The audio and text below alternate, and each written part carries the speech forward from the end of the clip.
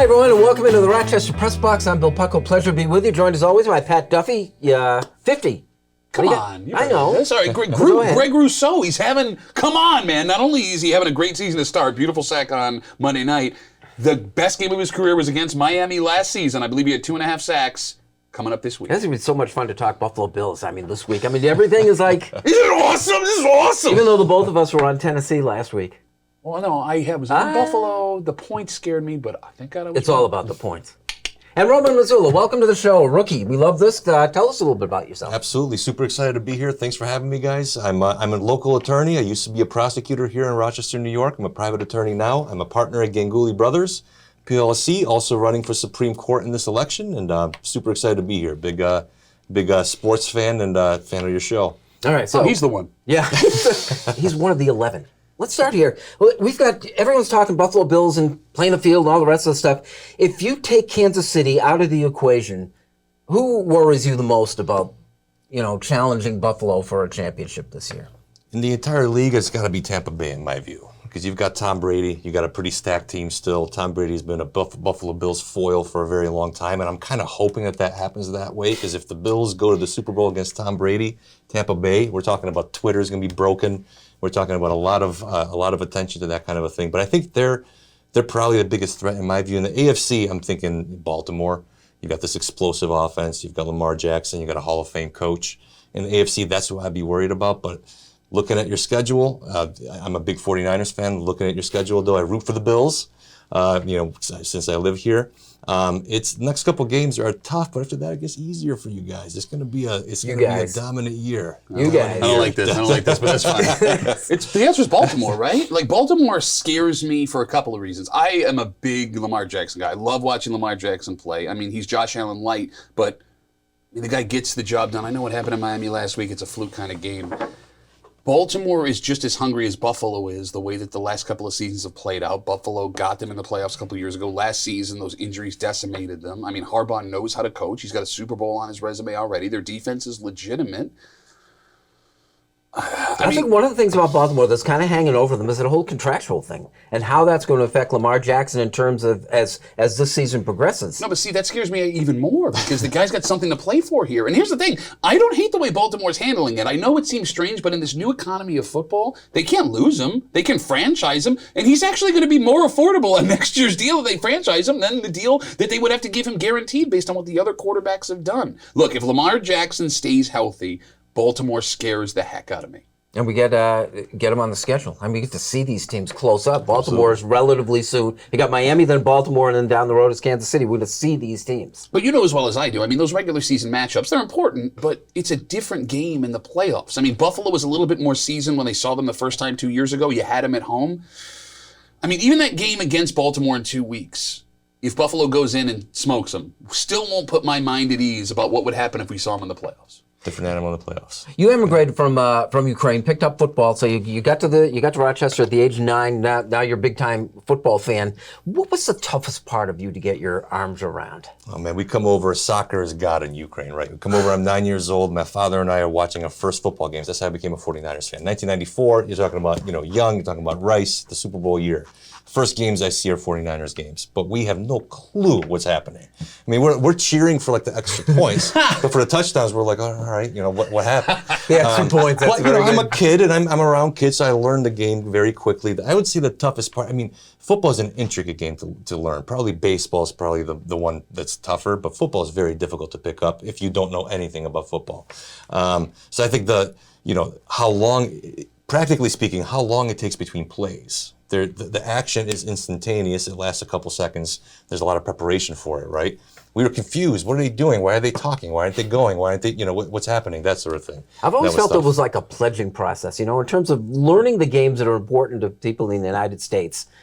It's like you have to invest a certain amount of time to become one of us. Yeah, no, you're absolutely right. But sports is that gateway for a lot of, American culture, right? You see it in the way the athletes speak out and things. You see it in the way that the owners value holding on to those franchises because they're so valuable. If you are unplugged from the 4 major sports in America, you are, unfortunately, kind of an outcast here, right?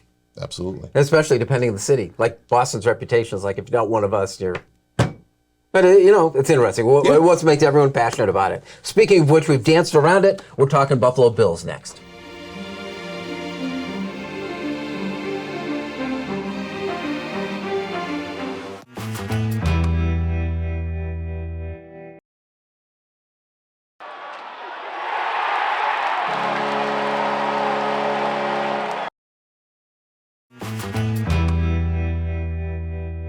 Welcome back. Thanks for joining us here on the Rochester Press Box. Our Buffalo Bills segment is brought to you by Ralph Honda. For 3 generations and celebrating 50 years as New York's first and oldest Honda dealer, visit Ralph Honda today and find out how we do Honda right at ralphhonda.com. Okay, we won't spend too much time on it, but oh my God. Oh my God! Oh my God! How are you doing? Okay, I'm going to be honest with you. Josh Allen is so wonderful. How does he keep getting better? I want to adopt him. I want to take him in as my own. I want to put him on my mantle. I want to look at him every day before I go to work. Driving home from that game, I didn't wake up. I went right into work. The whole next day, I could not believe what I saw. Every aspect of that game was brilliant. It was brilliant and even crazier. And I don't know how this is possible. As players kept going down throughout the game, because it was it's a little bit of a body bag game, right? They kept getting stronger. The team got stronger as the game went on, despite the fact that they were missing several key pieces for significant parts of that game.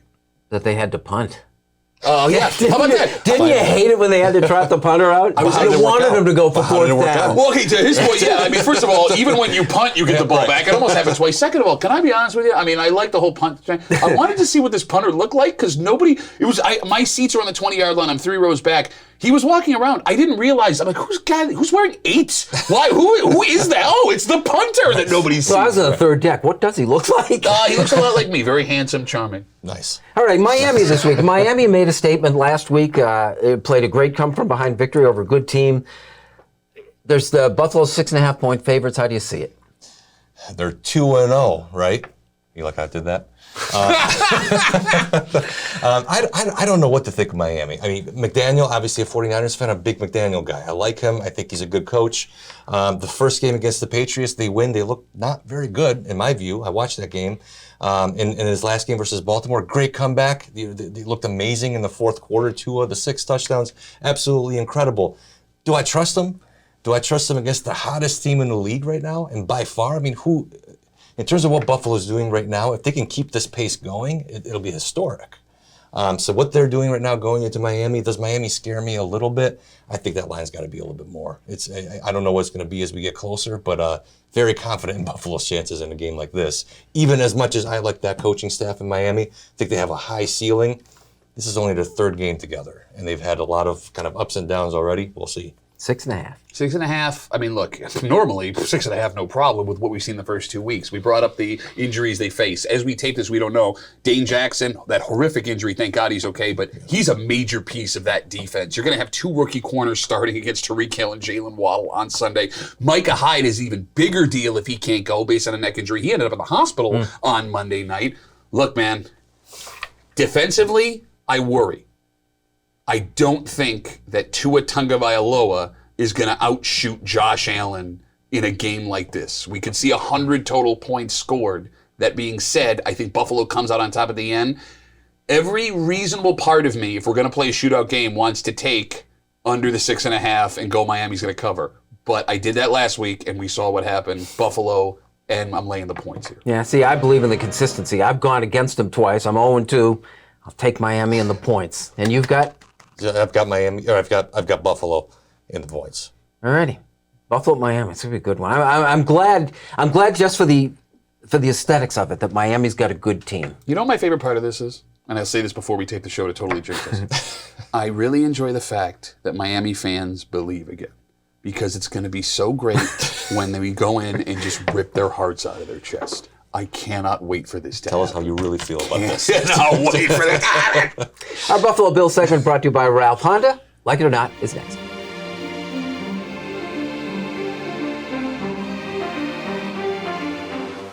Here's the Press Box Trivia question brought to you by Market View Liquor, where exceptional customer service meets an extensive selection. Jefferson Road at 390.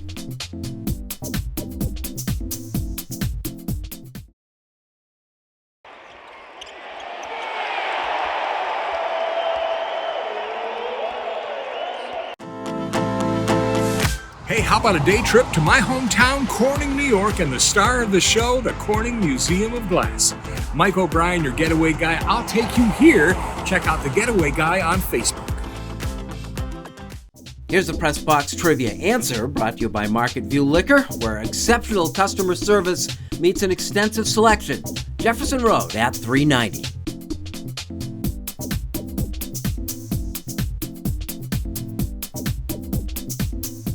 Thanks for joining us and welcome back here to the Rochester Press Box. It's time for our Like It or Not segment. Roman, like it or not, 49ers fan, so I've served you up a softball. What do you think of their quarterback situation now with Trey Lance having been essentially shelved for the season? Kyle Shanahan, what are you doing is what I'm thinking about. We trade 3 first-round picks for this guy. You draft him. We don't know who he is. You draft him. You tell us he's going to be Josh Allen. He's going to be Patrick Mahomes. That's what we're told as fans. That's what we're expecting. And then we start this season, you run him like a fullback. We're talking three runs in the first quarter in this game on Sunday, all up the middle against linebackers bigger than this kid. Snaps his ankle.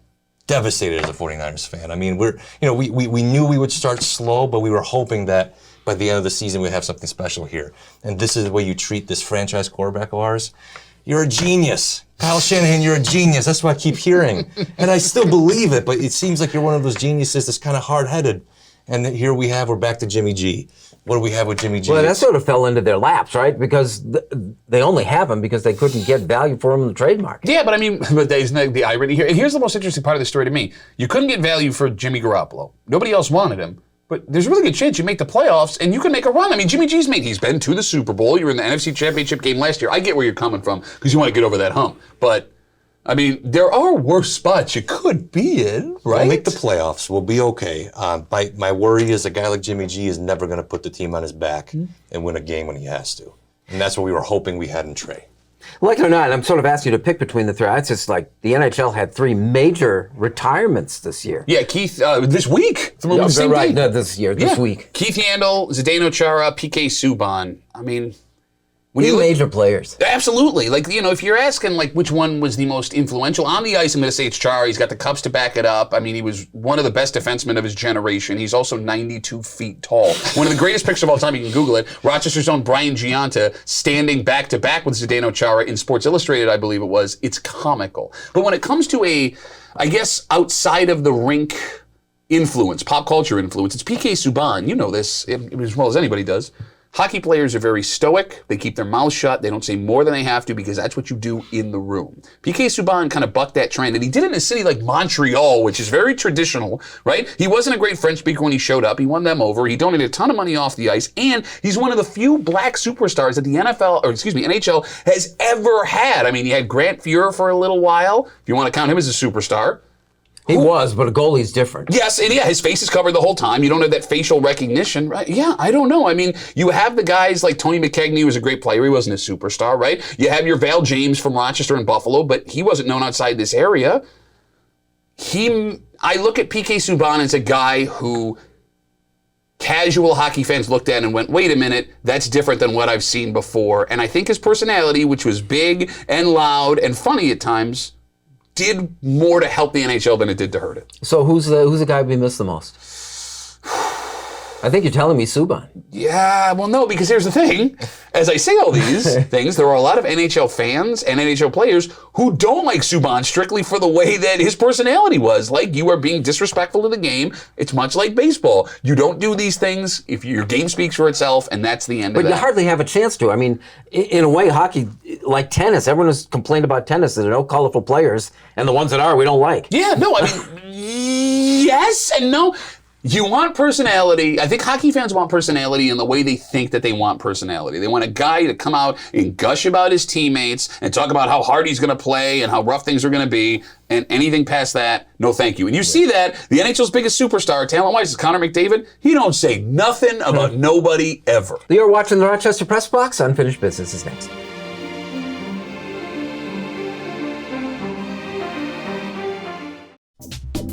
The Press Box Stat of the Week is being brought to you by McArdle's Restaurant in Fairport. McArdle's is open 7 days a week with dining available indoors and out, takeout and delivery. Come home to McArdle's.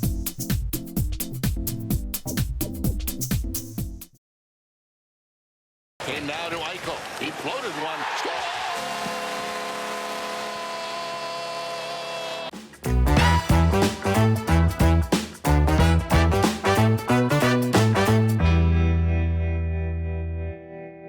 Welcome back. Thanks for joining us here in the Rochester Press Box. Time for Unfinished Business. Pat, start us off. We were just talking about Aaron Judge and the amazing things that he's doing. He hit 60 Tuesday night. By the time this airs, he could have 61 or 62. And there's a debate as to whether or not there should be an asterisk in the record books next to the guys ahead of him in home runs in a season as to what happened in the past. And there are questions as to why Major League Baseball isn't embracing this race more. The legitimate, clean home run leader potentially in a season in MLB history. And to that, I have one question.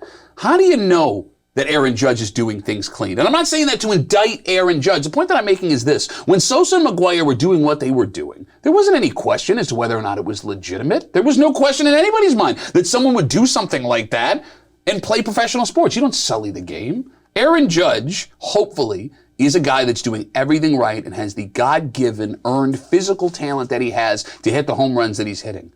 But you can't look at him and be sure. And God forbid you make a giant deal out about what's going on, and it turns out down the road he did something dishonest to get it. The point that I'm making is this.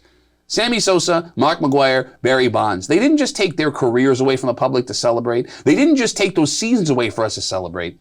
They took away our ability to celebrate something knowing that it's going the right way. Because years down the road, you may find some things out. Big changes coming in the baseball world. Major League Baseball has paved the way for minor league players to be represented by the Major League Players Union. We've all seen the news stories of how difficult minor league life can be. A recent investigation shed light on the conditions many minor league players have to live with. Players have detailed living out of their cars, dealing with roach-infected apartments, and piling multiple teammates into 1 or 2 bedroom apartments, with some people sleeping on lawn chairs, pool rafts, or even air mattresses. With some exceptions, minor league players are typically paid only seasonally and are responsible for finding temporary housing on their own.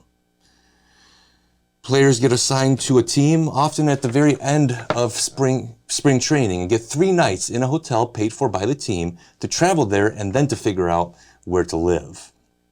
This new move has the potential to be a major positive change in the way baseball works, and I think that's a good thing. Minor league players, on the one hand, are living a dream. For many of them, it can turn into a nightmare quickly. I applaud Major League Baseball for taking this step. It's a good thing for so many young guys just trying to get a shot at the majors. Attending a professional football game sounds so simple. Can be, I suppose. Usually isn't.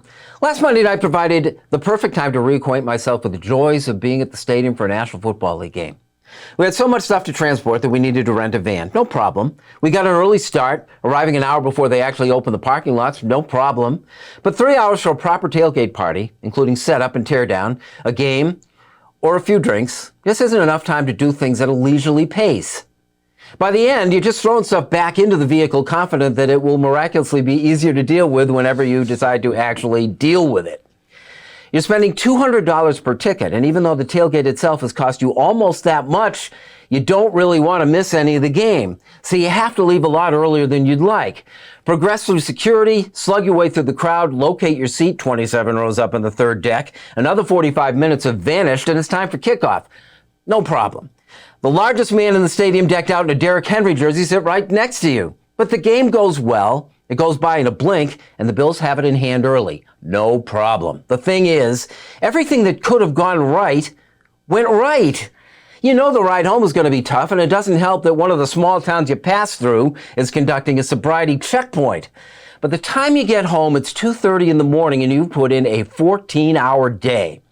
In the end, it's all about being with the right people, enjoying a unique experience, and having a great time. Check, check, check. But it is exhausting, and I can't imagine summoning the energy that it takes to do this more than a couple of times a year. And I didn't have to work in the morning. So to the core members of the Buffalo Bills Mafia for doing this week after week, I salute you. That's a full-time job. That's our Unfinished Business, and that is our show. Roman, nice to have you, man. Nice job. Thank you so much. It's a pleasure. All right. Maybe someday I'll do it again. Maybe someday. Jury's still out. You're the other part of the jury. Get it? Jury's still out? I would like you to know that I'm a lot nicer than he is, and I'd like to apologize for what he just said. That was very rude of Bill. But, someone's got to maintain order here. Thank you for joining us. See you next week. The Rochester Press Box.